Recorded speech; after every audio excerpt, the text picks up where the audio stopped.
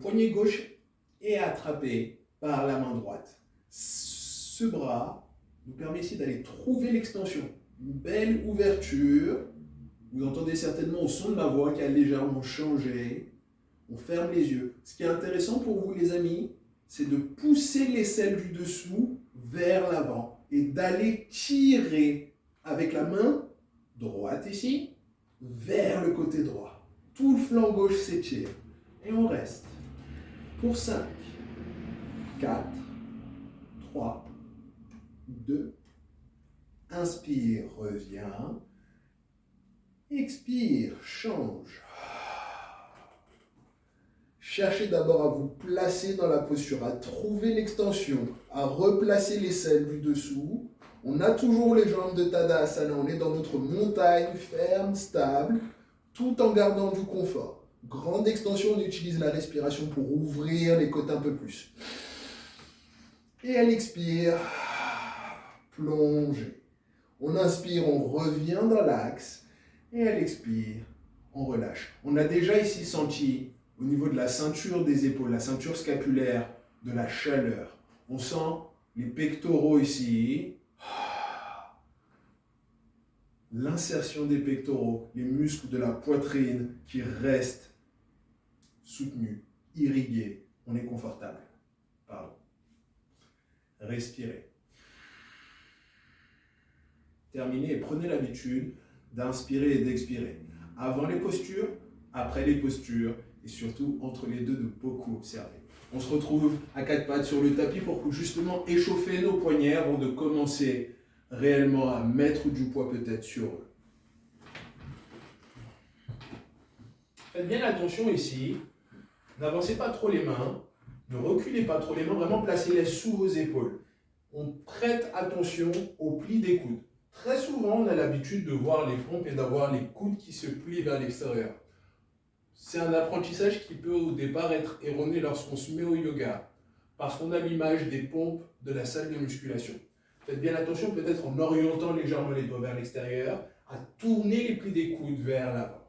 Ça, c'est le positionnement safe pour pouvoir rester longtemps confortable en appui sur les mains et que les articulations des coudes et des épaules ne prennent pas trop cher. Échauffement de nos poignets. Multidirection vers l'avant, vers l'intérieur, vers l'extérieur, vers l'arrière. On prend ces mouvements, comme je le disais, pour pouvoir mettre du poids sur nos poignets, mais aussi pour contrer les effets du temps sur l'effet de la pince. C'est les doigts qui se referment naturellement vers le centre de la main, parce que les doigts manquent de mobilité. Mais pour pouvoir détendre et créer de l'espace dans votre main, il faut avant tout détendre les avant-bras. D'où l'importance des exercices de poignets. Respirez et mettez la conscience afin de pouvoir garder les doigts bien ouverts sur le sol. Vous prenez comme ça 5-6 tours. Si vous êtes confortable avec l'exercice, avec le temps, vous allez peut-être pouvoir déposer également le dessus des mains et revenir. Pour 4, 3, 2, 1. Vous vous arrêtez cette fois-ci avec les doigts orientés vers l'intérieur. Prenez le temps de replacer vos genoux bien sous les hanches. Et on va légèrement plier les coudes vers nous, vers nos côtes, en essayant de décoller le talon des mains. Pour 1, 2, 3, 4, 5, 6, allez, les dernières. 4, 3, 2, 1. Revenez un instant. Joignez ensemble les gros orteils, asseyez-vous sur les talons, on va ouvrir un peu nos chevilles avant de revenir nous placer à quatre pattes dans les mouvements du chat. Vous pouvez joindre, croiser les doigts ensemble pour prendre des mouvements de poignet dans un sens, dans l'autre. Pour 5, 4, 3, 2, 1. Doucement, revenez, vous installez à quatre pattes sur le tapis. Séparez bien les genoux en veillant à les placer sous les hanches. On trouve une colonne neutre, ça veut dire qu'on évite de cambrer le bas de la colonne, on évite de s'affaisser en haut de la colonne, on est stable, comme si quelqu'un allait pouvoir venir s'asseoir sur nous. D'où ce nom parfois étrange ou interprété, la posture de la table. Le mouvement du chat, on alterne entre deux postures bien connues du yoga, le chat et la vache. On creuse, on cambre, on arrondit un maximum en repoussant le sol. Vous vous doutez bien que le chat est celui qui a le dos rond, la vache, celle sur laquelle on peut presque s'asseoir. Pressez les pieds, les orteils si les coups de pied ne touchent pas le sol. Gardez les plis des coudes, rappelez-vous, tournez vers l'avant, peut-être avec ses doigts orientés vers l'extérieur. Premier mouvement ici, c'est l'inspire. Je tire le menton, le visage vers le ciel. On prend la lumière, on étire la peau du ventre. Puis à l'expire, on articule la colonne. Inspire.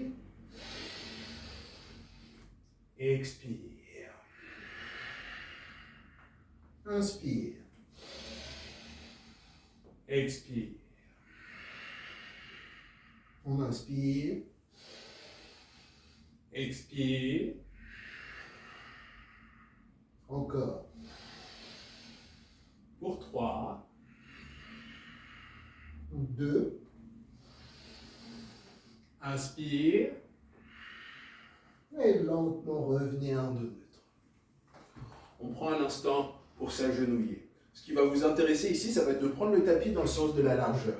On garde le genou droit sur le sol, on tend ici la jambe gauche. Faites bien attention, le positionnement, ce n'est pas les fesses vers l'arrière, c'est vraiment le bassin qui avance. Vous allez sentir l'engagement de l'intérieur de la cuisse, notamment votre adducteur. Qu'est-ce qui se passe à l'arrière?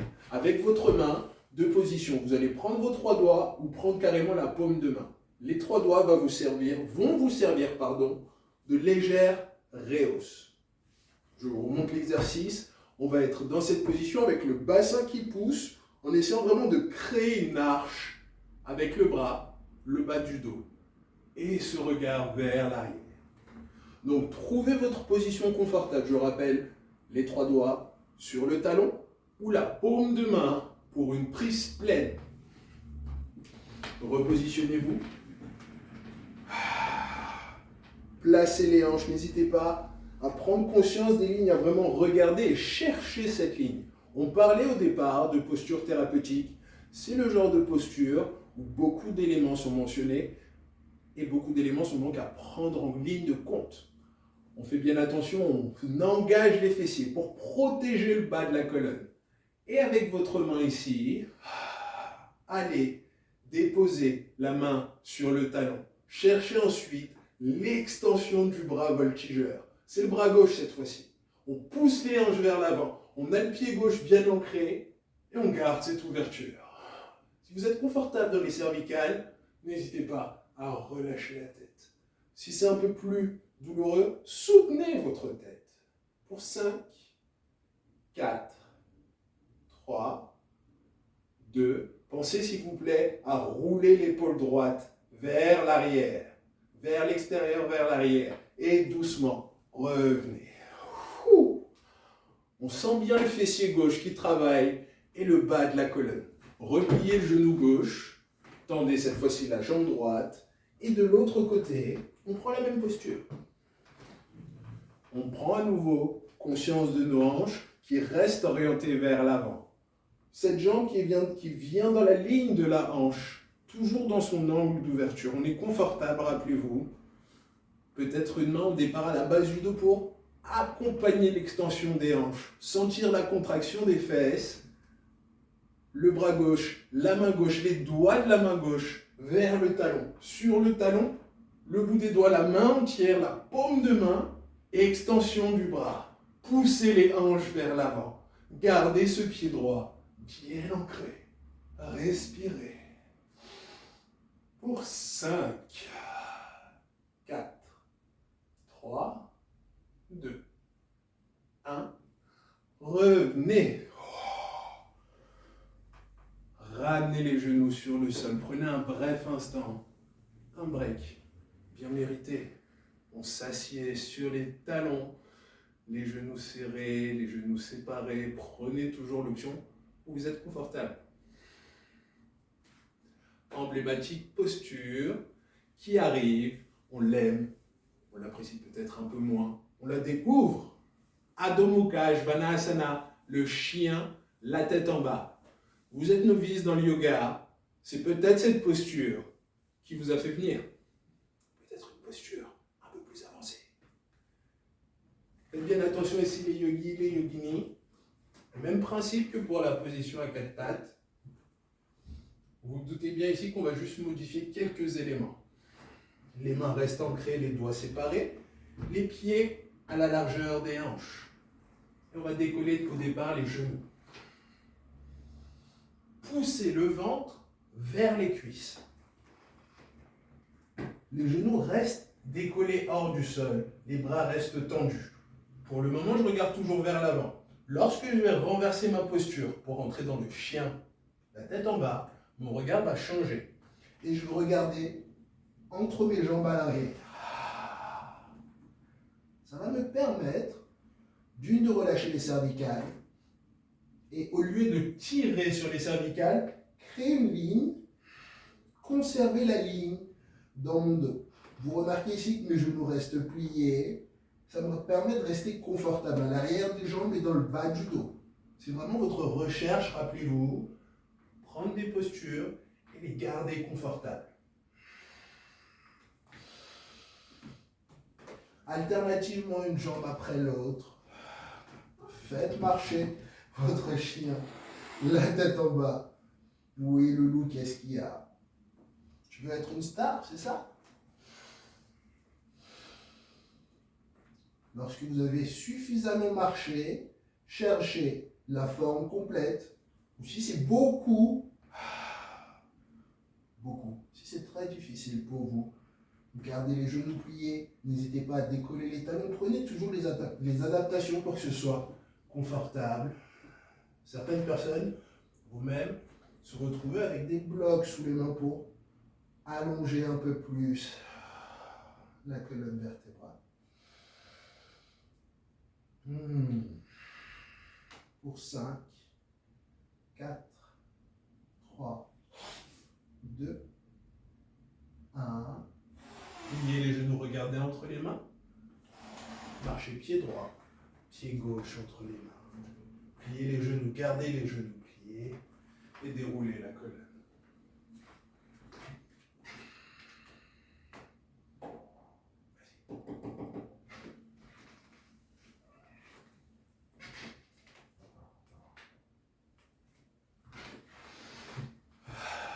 On se retrouve au milieu du tapis, les orteils vers l'extérieur, pour la posture de la déesse.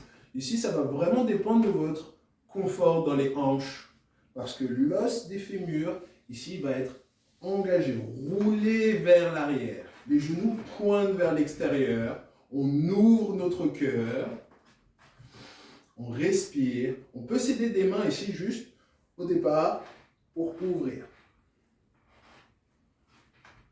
Et slider de droite à gauche, sentir l'étirement, peut-être dans les épaules commencer à bouger pour twister cette déesse et terminer dans vos cervicales. Sentez le support de la respiration. Si le ventre est gonflé, j'ai de la difficulté pour twister, tandis que lorsque j'expire, je gagne cet espace supplémentaire dans les vertèbres.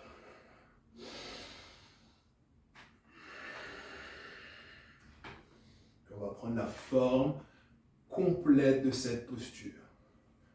Les mains, index et pouce, jouant ensemble Gyan Mudra. Le dos de vos mains vient pousser l'intérieur des genoux. Vos épaules roulent vers l'arrière et vous vous asseyez un peu plus entre les genoux.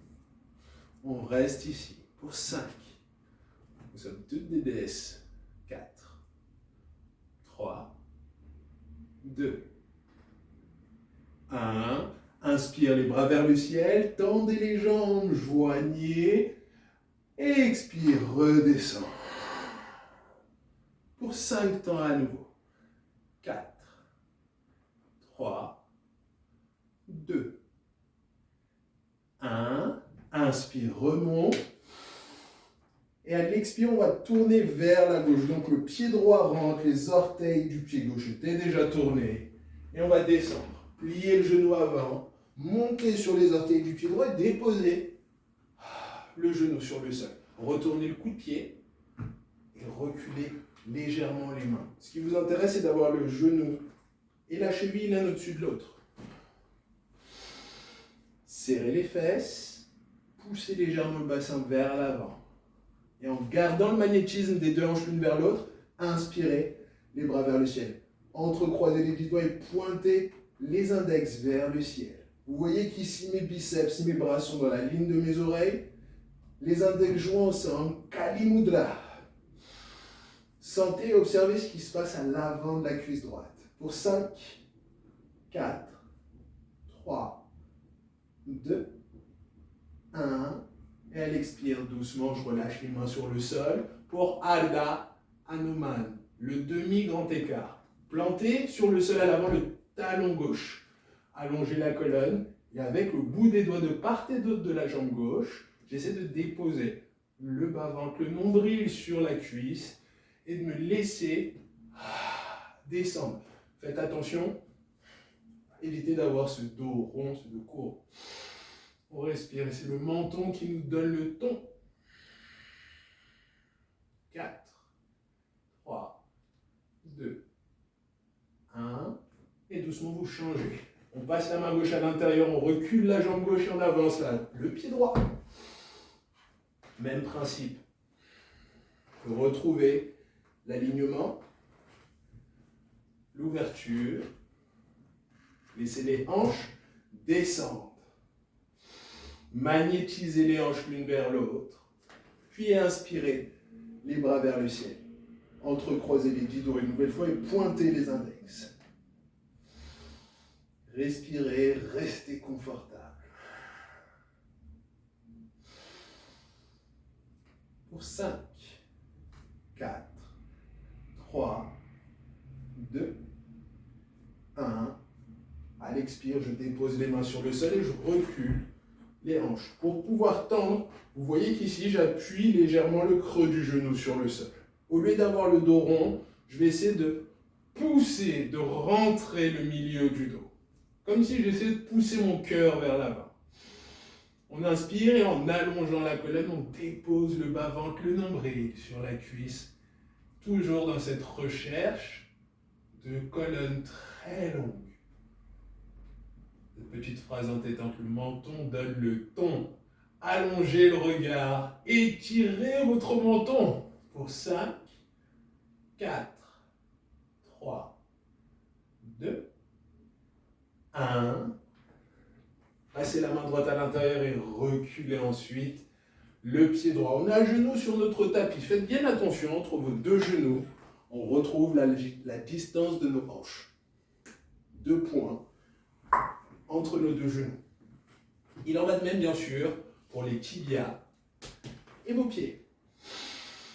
Plusieurs options pour la prochaine posture qui sera aussi notre dernière posture. Après, vous pourrez vaquer à votre journée. Ustrasana, qui en sanskrit signifie la posture du chameau. Le positionnement de vos mains dans le dos, j'aimerais que vos petits doigts soient collés ou proches l'un de l'autre. Pourquoi ? Pour m'aider ici à pousser les hanches vers l'avant, tout en serrant les coudes dans mon dos. Poussez les hanches, serrez les coudes. La tête, le regard reste orienté vers l'avant. On inspire pour d'abord allonger une colonne avant de prendre une flexion arrière. Et à l'expire, si vous n'avez pas de problème dans les cervicales, en gardant le léger engagé des fesses pour protéger la colonne lombaire, le bas de la colonne, relâchez la tête. Si toujours aucun problème, au niveau du milieu du dos, votre colonne dorsale et le bas du dos, je le répète, la colonne lombaire, relâchez, comme tout à l'heure, vos 3 doigts sur le talon. Puis à gauche, de même. Une fois que j'ai déposé mes doigts, le travail, le ressenti est placé sur mes épaules, qui vont rouler ensemble en harmonie vers l'extérieur. Ce mouvement me permet de poussez encore un peu plus les hanches. Contractez les fesses et sentez cette légère pression au niveau du coccyx. Vous savez, le triangle osseux qu'on a au bas du dos. Une fois que vous êtes dans la posture, poussez, respirez et libérez les articulations. Pour 5, 4, 3, 2, 1. Ramenez d'abord le menton, les mains à la base du dos. Redressez-vous, relâchez la contraction des fesses, joignez les gros orteils et asseyez-vous délicatement sur vos talons avant de relâcher complètement le front sur le sol. Gratitude les amis pour ce moment. Prenez la contre-posture naturelle du chameau, qui est la posture de l'enfant. Restez ici. 5, 6 ou un peu plus de respiration, de cycle de respiration.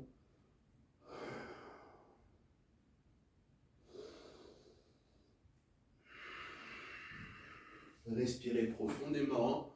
N'hésitez pas à bâiller, à vous étirer encore un peu ou à rechercher un peu plus de détente, peut-être avec des mouvements dans le bassin. Soyez fluide et légère lorsque vous bougez.